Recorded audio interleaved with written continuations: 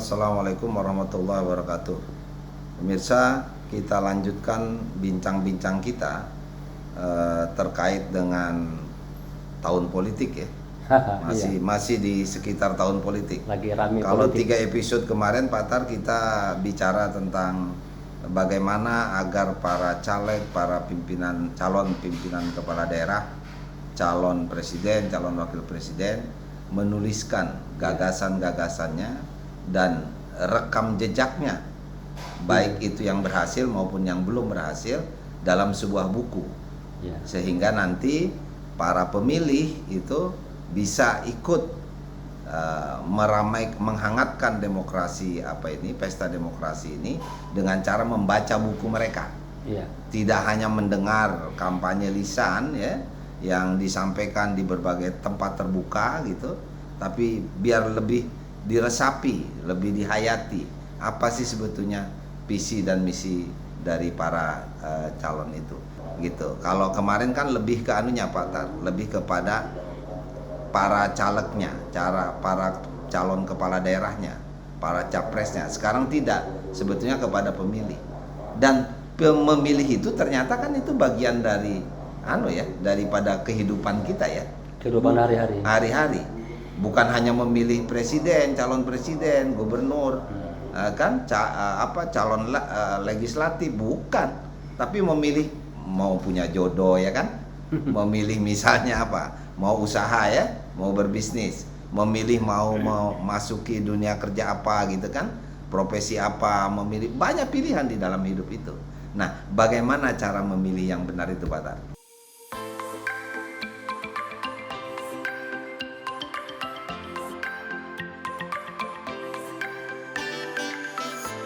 Kali kita ini ketika memilih apapun pilihan memilih apapun, jadi ya bukan hanya memilih calon pemimpin kan, ketika kita memilih tentu harus punya pengetahuan dan pengetahuan itu antara lain adanya di buku. Jadi mungkin Anda hari ini dapat buku ini kan, pendidik karakter di zaman kebelingan. Besok Anda masuk lagi ke toko buku, ada buku yang relevan dengan bagaimana kita memilih pemimpin, mungkin Anda beli lagi tuh buku itu. Kebetulan sebulan yang lalu saya mendapatkan buku. Ini dikasih oleh pengarangnya sendiri. Bagus ini. Pak Suparno Satira. Ini ahli fisika dari Bandung. ITB. Judulnya tuh Muslim Kafah. Mantap itu. Saya kepikiran, Muslim Kafah maksudnya apa? Isinya apa? Dia sebagai saintis, yakin saya dia berbicara tentang alam semesta, tentang sains, kira-kira gitu. Tapi ketika saya membaca judul bukunya, saya kaitkan dengan buku karakter yang saya baca. Mestinya karakter pemimpin yang saya akan pilih itu nanti, itu terkait dengan karakter keislaman dia. Yang kafah. Kira-kira begitu. Memang nanti relatif Pak Sam, tapi kata Pak Sam tadi itu jadi pengetahuan bagi saya untuk membantu saya memilih yang mana. Betul. Tentu saja Pak Sam seperti yang dikatakan tadi tidak hanya untuk kepentingan memilih anggota DPR, semua untuk memilih bentuk-bentuk kehidupan kita itu. Apakah tadi kan ya memilih dunia kerja, memilih usaha, bahkan memilih jodoh kan. Kalau bagi anak-anak muda milih pacar. Milih pacar gitu. Milih sekolah jurusan kan itu harus biasanya orang tua kan kesulitan kalau mau memilihkan sekolah untuk anaknya umpamanya. Kalau dia mencari referensi membaca buku itu akan membantu sama sekali, sangat membantu. Karena yang pasti orang sebelumnya tidak tahu kemudian menjadi tahu. Ternyata kepemimpinan yang baik itu adalah yang kafah ini. Yang tidak memisah-misahkan bagian-bagian di dalam kehidupan itu, tapi dia secara komprehensif, secara utuh, secara komprehensif ada di dalam pribadi atau karakter seorang muslim, kan gitu. Ini kita pemirsa, dari 2 buku ini kita belum pernah membaca ini. Kami Pak Tar dan saya ini belum pernah baca, tapi dari judul yang kita lihat ini menarik nih. Ini kayaknya kontekstual nih. Buku-buku begini nih. gitu loh. Konstekstual dan inspiratif bagi saya. Iya. Gitu kan. Bisa mendorong saya, membuka wawasan saya, terhadap masalah yang saya hadapi, barangkali barangkali saya bisa merujuk ke, dan ini hanya salah satu buku saja, banyak buku-buku lain. Banyak sekali. Pak Sam, saya punya satu lagi. Apa itu? Ini buku, ini judulnya Renew Your Life. Jadi memperbaharui atau perbaharui kembali hidupmu, gitu kan ya. Kalau saya baca secara lebih dalam, ini sebetulnya intinya adalah nasihat secara spiritual, untuk saya. Nah, kalau kita kaitkan dengan perbincangan kita di tahun politik, Pak Sam, jadi saya memilih wakil saya di DPR itu tidak semata-mata pikiran pertimbangan-pertimbangan keduniawian, pragmatis, pilihan pragmatis, tapi juga pilihan-pilihan yang disertai dengan sikap batin, karakter batin saya. Punya landasan spiritual, moral, etik yang kuat. Gitu loh, karena berbasis agama, berbasis pengetahuan, berbasis pengalaman kehidupan. Yang tadi Anda bilang nasihat untuk kita ini. Nah, barangkali itu sangat lengkap gitu loh. Nah, bayangkan kalau semua pemilih itu bisa mempertimbangkan hal-hal seperti ini, bagaimana kualitas pemimpin yang kita pilih itu? Saya melihat kepada kekhawatiran, Pak Sam. Kan katanya hampir 60% pemilih di Indonesia pada bulan April, 14 Februari yang akan datang itu generasi muda, yang generasi milenial dan generasi Z. Yang mereka ini hari-harinya itu lebih dipengaruhi oleh media sosial, entertainment, gitu kan ya. Nah, ini jangan-jangan kalau tidak benar-benar kita membuat kerangka bagaimana kita harus bersikap, bisa jadi generasi milenial dan generasi Z ini bisa terjebak. Nah, kalau kayak Pak Sam sih masih, alhamdulillah, mudah-mudahan tidak. Karena usia yang lama gitu kan, dia sudah senior, punya pengalaman banyak, lebih berhati-hati gitu. Nah, jadi saya merasa Pak Sam, ada kekhawatiran juga gitu kan ya. Meskipun barangkali sekian puluh persen sudah menentukan pilihannya, pilihan A, B, C, D umpamanya gitu kan. Tapi tidak ada salahnya dalam 2 bulan ini, kalau kita atau kalau yang bersangkutan itu membaca buku, melakukan reevaluasi, apakah sudah benar pilihan yang akan saya tentukan itu. Sekali lagi, jadi pemirsa, yang dimaksud Pak Tar itu, kita diajak bagaimana membuka buku untuk dibaca. Tidak hanya buku yang tadi ini yang menjadi sampel yang ditemukan Pak Tar minggu lalu di toko buku, tapi juga semua buku yang terkait dengan bagaimana kehidupan yang positif, baik itu kehidupan politik, ekonomi, budaya, gitu. Nah, itu carilah referensi-referensi yang ilmiah itu dalam bentuk buku, gitu. Jadi insya Allah nanti dengan kita berpedoman kepada ilmu pengetahuan yang ada di dalam buku itu salah satunya. Nah, kemudian ditopang lagi dengan pengalaman-pengalaman para caleg, para calon pemimpin atau kepala daerah dan lain sebagainya, itu akan lebih rasional pilihan-pilihan kita itu. Tapi Pak Tar, ini kan buku-buku ini kan akan ribuan judul yang terkait dengan bagaimana kita menjadi pemilih yang arif dan bijaksana, menjadi pemilih yang rasional, gitu loh. Barangkali ada sumbernya lagi selain ini, selain pengetahuan yang yang dirumuskan oleh para pakar, para pemerhati itu barangkali ini kan dilandasi oleh apa ini? Tadi ada Muslim Kafah.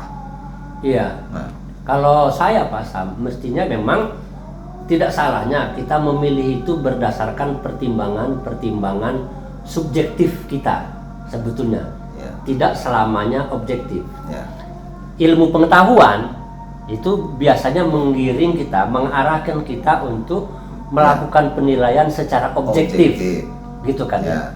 Tetapi Pak Sam, saya selaku orang dari keluarga yang susah, orang miskin, di tengah kehidupan sekarang yang serba mahal, cari kerja sulit, itu kan boleh saja saya melakukan pertimbangan atau membuat pertimbangan yang subjektif dalam rangka meningkatkan harkat hidup saya, gitu kan ya. Nah, itu subjektif sifatnya. Atau yang juga sangat baik untuk kepentingan saya. Saya kan Muslim, Pak Sam. Selaku orang Muslim, saya kepengen atmosfer kehidupan saya yang akan datang itu, gitu kan ya. 5 tahun yang akan datang, 10 tahun atau 10 tahun yang akan datang, itu lingkungan yang suasananya adalah suasana yang Islami. Kalau tidak mau dikatakan Islami, suasana yang tidak semata-mata menjadikan kegiatan kehidupan ini dengan pembangunan fisik semata-mata, tetapi juga pembangunan mental spiritual. Nah, kan ada di Indonesia, bangunlah jiwanya. Iya, ya kan? Itu diutamakan baru badannya kan. Iya, ada lagu ya kawan-kawan sekalian, bangunlah jiwanya, bangunlah badannya. Gitu. Saya itu maksud saya Pak Sam. Jadi kalau mau membangun jiwa itu kita sebetulnya ada referensi utama yang paling menarik, yang penting sebetulnya. Itu Anda kan sebagai Muslim, sebagai Muslim tentu Anda akan mengajak saudara-saudara Muslim untuk bersumberlah pada Al-Quran, ya kan, gitu kan, gitu. Tapi yang beragama lain juga bisa merujuk kepada kitab sucinya masing-masing. Kita orang Indonesia itu kan adalah masyarakat beragama. Oleh karena itu maka menjadikan kitab suci agama kita masing-masing sebagai referensi atau pedoman untuk menentukan pilihan di dalam kehidupan kita itu wajar sekali. Mantap. Itu bukan identitas dalam artian yang dinegasikan oleh orang-orang. Itu yang dimaksud adalah yang Pancasilais. Justru Pancasilais itu masing-masing pemeluk agama meyakini dan mengamalkan ajaran agamanya sesuai dengan ketentuannya untuk mendapatkan keberkahan di dalam hidupnya. Kan begitu. Jadi merah putih kita itu, merah putih yang kalau di Pancasila kan yang pertama itu ketuhanan yang Maha Esa. Saya interpretasikan sebagai kenapa tidak kita membaca kitab suci yang kita miliki. Tentu saja di dalam Al-Quran ada guidance untuk bagaimana kita membuat pilihan-pilihan di dalam hidup. Saya percaya agama-agama selain Islam juga hal yang sama terdapat. Jadi saya sepakat sekali Pak Sam. Kitab itu bahasa Arab atau buku itu menjadi penuntun bagi kita, menjadi referensi untuk bagaimana membimbing kehidupan kita dalam menentukan pilihan, khususnya pilihan yang sekarang sedang dihadapi oleh berapa? 270 juta? Enggak ya, cuma 100 berapa ya? Kalau nggak salah sekitar 220. 200 jutaan lah. Yang hak pilih gitu kan, yang punya hak pilih gitu kan. Mudah-mudahan ini jadi kalau pesta demokrasi ini tidak sekedar hangat kalau begini, tidak sekedar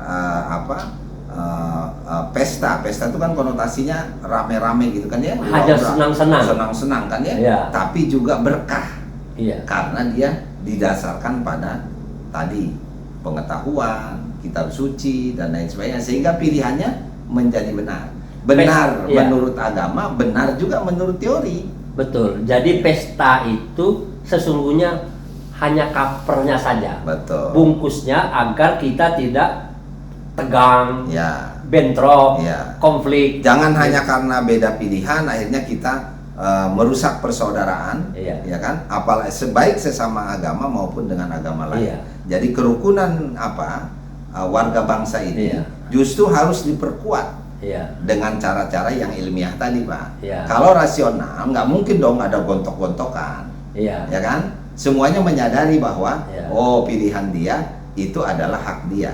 Iya. Pilihan kami adalah hak kami. Ayo sudah saling menghargai, kan begitu kan? Yang penting tetapi jangan sampai pesta demokrasi itu salah tujuan. Betul. Lalu cuman pestanya doang. Iya. Seneng-senengnya saja. Tidak dapat keberkahan. Tidak dapat berkah. Salah satu indikator keberkahan kalau menurut konsep kita tadi berarti hadirnya pemimpin yang adil, hadirnya pemimpin yang Iya. punya integritas tinggi, ya kan? Iya. Hadirnya punya pemimpin yang punya visi ke depan untuk membangun bangsa dan negara ini sesuai dengan cita-cita proklamasi kan? Iya. Gitu. Sehingga masa depan kita menjadi lebih baik. Iya.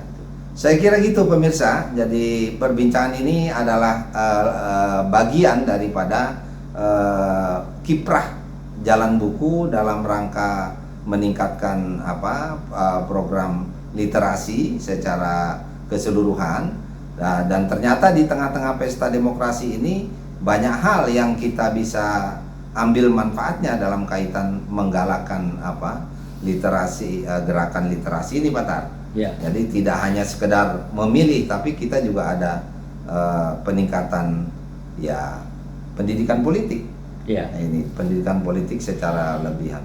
Saya kira kita jumpa lagi nanti dalam pertemuan yang akan datang dengan pembahasan yang lebih menarik lagi. Sekian, billahi taufiq wal hidayah. Wassalamualaikum warahmatullahi wabarakatuh.